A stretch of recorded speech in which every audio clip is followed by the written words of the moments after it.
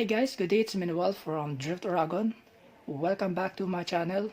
And for today, finally, we are going to build the Sakura D5. So let's start. Okay, so I've already put together some of the parts for bag number 1 and bag number 2. For bag number 1, it's the gear differential. This one is 3090 gear differential. And for bag number 2, it's the main chassis, the lower deck, and then the lower suspension arms, as well as the suspension blocks. And currently it is 148 grams. Then I went ahead and put the skateboard deck sandpaper, like what I did in the previous video with the YD2. Now here is the main chassis. As I have mentioned, the underneath is covered by skateboard deck sandpaper. Now it is protected from possible scratches. For the suspension arms, the rear and then the front suspension arms moves freely. It's really nice. It's moving freely. For the rear suspension arm, this one is quite a different build. So it is a 4 pieces held together by 6 screw. And then there is a small slack here, but not that much. For the suspension block, this one is 0.5 degrees. So there is a 2.5 degrees toe in for the rear and being held together by a single screw. As well as for the front, there is a single screw here, but the suspension block is 0 degrees. So there is no toe out for the front, and the suspension arm is smaller compared to the predecessor Sakura D4, but there is a noticeable slack here. It's really huge. This one is maybe 0.25 to 0.5 millimeter spacer. There should be a spacer here. It's really huge slack. So let's move on to bag number 3, and then let's see what it's look like with the bulkhead attached and then the steering part. Currently on the steering system, but first let's take a look at the assembly. So there is a grab screw, the steering post, bearing, a bushing, the steering bridge, the lever, another bearing, a washer, and then the screw.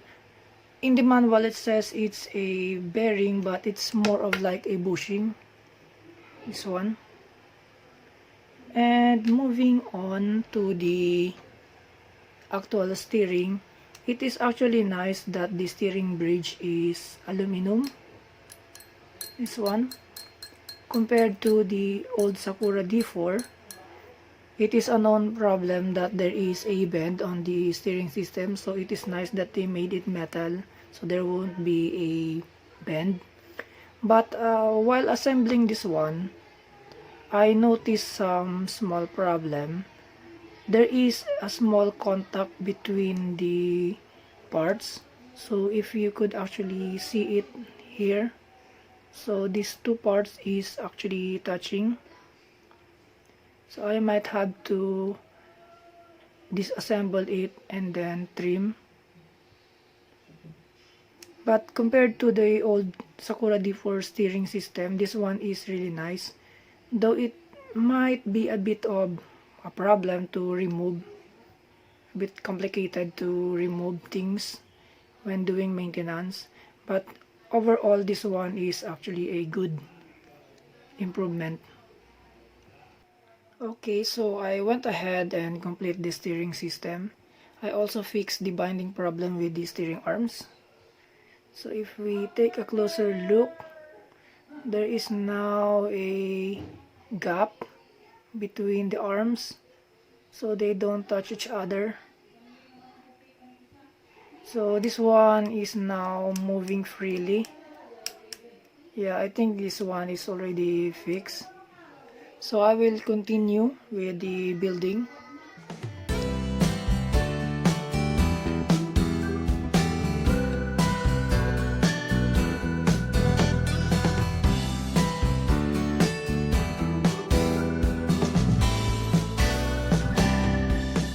There you go, I've already assembled the kit. And look at that. Yeah, it's magnificent. Very nice. Now let's take a look at the scale. So let me first move this aside and bring the scale here. Let's turn it on. Okay. So this one weighs 735 grams. Then let's add the servo horn. It's 736. So yeah, I guess that's pretty light without the electronics. Now let's talk more about the kit. Let me move this thing aside. So first of all, the battery section. This one, according to the manual, can actually be cut if the battery is not fit. So my Yokomo battery, this one, actually did not fit. So I will cut it first, as well as my LiPo battery from Sanwa. So it doesn't fit actually, so we'll have to trim a little bit. But for the height, my Yokomo battery seems to fit nicely, just about the same size. However, my battery from Sanwa, I think it came a bit short, like that. So maybe around 3mm spacer here. So I will add a spacer. Too bad that 3Racing did not actually add some spacer where people could adjust the height of this one. So probably that's another thing to do. And then for the transmission, in the manual they also said that we shouldn't tighten this part, these four screw. I am not sure why, but when we do so, what happened is the gears kinda tighten. So it's probably the meshing. So what the reason I could think of is, the more you tighten the screw, these two sides will pull together, and then they kinda mess the meshing for the gears. So this one is just about, I think, good. But maybe when the gear, this one, the teeth of this gear wears off, probably it would be a bit lighter. So let's see when we run it. And then another thing are the dampers. This one, the dampers, I kind of feel sad about the dampers because this one is made of pure plastic.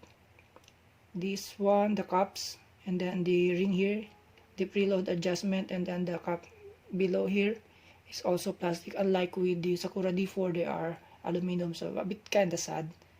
But anyway, for the price, it's still good. Then I would just like to mention the piston inside the damper and then the barrel. It's kind of ugly for me, at least, because the size of the barrel and then the size of the piston doesn't actually how do I say it, like fit. So the piston is a bit like smaller, a few millimeters smaller than the barrel. So what we would like is that the piston will be just about the same of the barrel, so that when there is a damper action, all of the oil will pass through on the piston hole. And what happened here is, since there's a small gap, so the oil will pass through the gap as well as the piston holes. So that's kinda sad for this one. And then what I also notice is, for the default setup on the front, so I just follow the manual, and also the driver setting. For the default, I take a look. So this one is from the driver setting. Look at that massive toe. there's a massive toe there, depending on the angle maybe, but I could say you could actually tell there's a massive toe out for this one.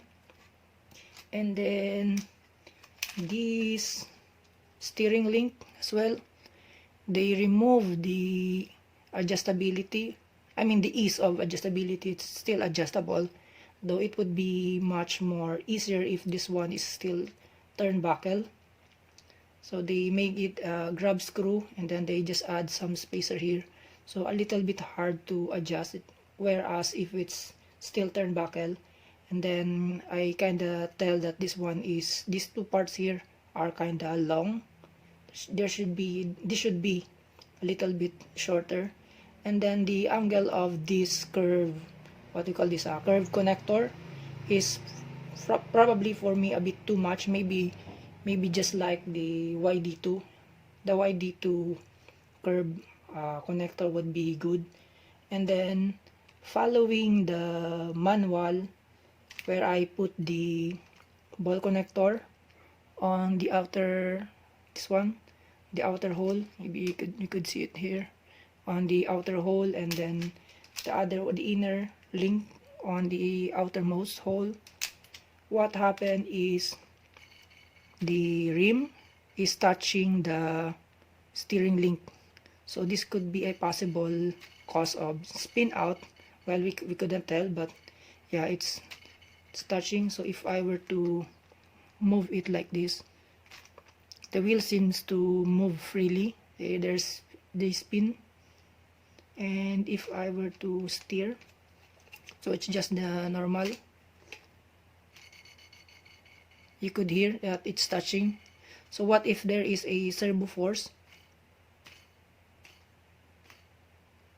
Okay, one solution is to maybe add a 1mm what do you call this, spacer on the inside, but I measured it, and then I see that it would be nice to use 9mm rim offset for this one. But yeah, I will not going to use this rim and tires anyway, so I will change that one and then do the adjustment here, and I will connect the electronics, and let's see how it runs. So for now, that's all. I will do the necessary adjustment, and then let's see. I forgot to mention about the servo placement. So it's kind of good that they put the servo in the center. It's just that it's a little bit harder now to move, or I mean to put and then remove the servo. We'll have to deal with more screw. So 4 on each side of the bulkhead, and then another 4 for the servo itself. Then we'll have to deal with these 2 before we are able to actually remove this one. And then there's another screw here. It's kinda, I mean, a bit of work to do so, but I think this hole here is kinda nice that they add it, so that we can actually adjust the center of the servo horn. Yeah, so I think that's all for my, like, how do I say that, general assessment maybe. So let's continue. Okay, so we are ready for the test run. We just have to put the electronics, and here is a side-by-side, the predecessor, my old Sakura D4, and then this new kit, Sakura D5. But first, let's take a look at the fix. So I already managed to do something on the battery tray, so let's try. So it's now fit. And then for the battery lock, I added a spacer here, that one, this black thing here. I got this one from my old Tamiya TT02. It's the part from the front upright, the one from here of the Tamiya TT02. So I used that one. This is around probably 5 to 7mm. And then the steering linkage, I replaced the turnbuckle from my Sakura D4. So I get this one, it's not being used, so I replaced the spacer and then the grab screw with the turnbuckle. And then for the rims that we are going to use, I just borrow my old rims with Yokomo DRC tires. This one is, I think, 5mm offset, and then for the front offset, this is 9mm. Yeah, so I also managed to do something around with the Ackerman, but let's see when everything attached. I just have to put the servo, and then let's see how it runs. So let's go.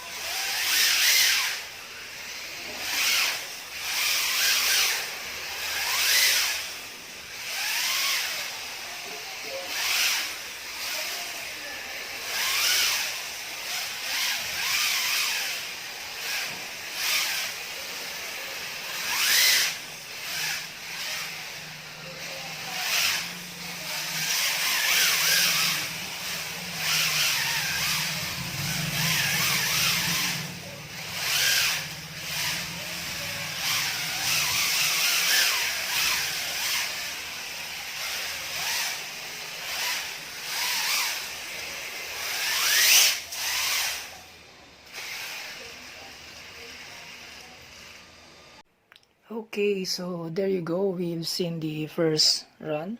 That would be the test run. This is just barely out of the box. I did a bit of changes on the default setting that was on the manual. I set the camber for the rear to 0, and then this one for the spring, I did some small adjustment because it's a bit too low for me.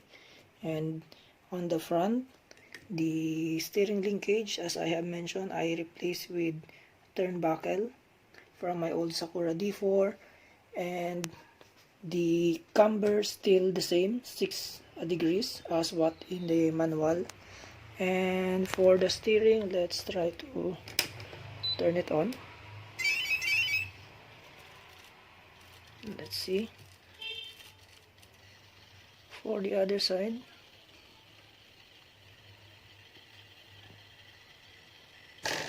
on to right.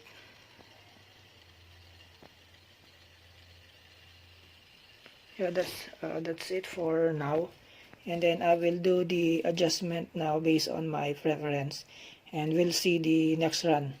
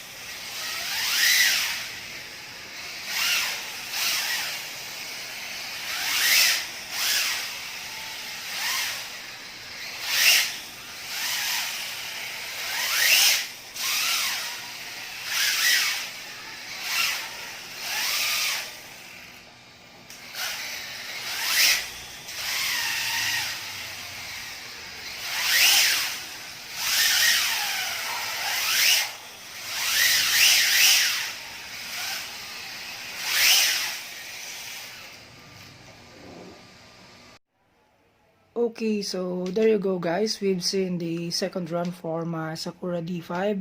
I updated the settings. So for the rear, I moved the damper to the outermost hole. I adjust the preload. And then for the knuckles, the steering linkage onto the knuckles still the same. But for the steering bridge, I move it to the innermost hole. Same camber, and then same for the ride height. But for the spring, I change it to the softer spring. This one is a 32 millimeter MST spring. I think this one is orange. I'm not sure if this one is the double color, but this one is the orange. This is a soft spring. So yeah, the stock is a bit hard, and probably hardly have some damper, what do you call this, action. So this one is a bit softer, and yeah, I kinda like the run from the previous video, as you have seen. But yeah, I think there's a lot more to improve on the setup, so I'll be trying to play around with this one. I'll try to get some of the spring and then the other electronics as well to try it here. And yeah, I will see. So stay tuned for more video. I will be testing this kit with a different setup, and then we'll try it as well versus my Sakura D4 and then this one, the Yokomo. And then let's see if I will be able to try as well with the MST. So stay tuned for more. So if you like this content, please consider giving the video a like. And then if you haven't subscribed to my channel, please subscribe. Yeah, so hope to see you soon. Thank you for watching.